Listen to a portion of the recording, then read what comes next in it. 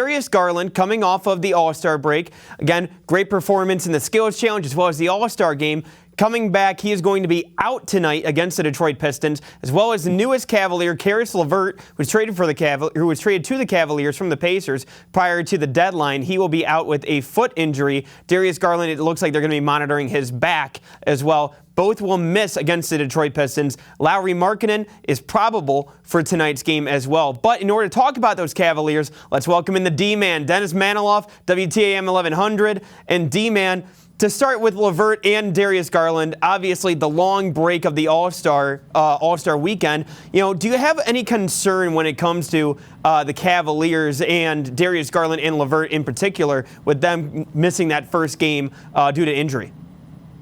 LeVert, no. Garland, yes. I think LeVert is a tweak, and it's minor. But Darius Garland had back trouble that predated the All-Star break, and he missed a handful of games in February. Has missed a handful of games in February because we're still in the month because of the back.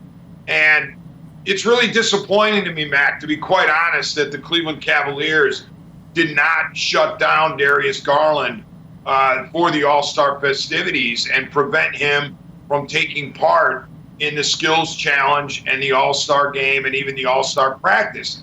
And you say, well, it's not that big of a deal. It's not like he was going all out in every one of those situations, and it wasn't a regular NBA game. But to me, if you've got a guy, the star point guard on your team, who's dealing with back trouble going into the break, you should shut him down throughout the break so that you give him a better chance to come out and start the playoff push, if you will, the 24-game sprint to the finish with a much better situation. And so when I see that he's going to be out tonight, I'm very disappointed in the Cavs.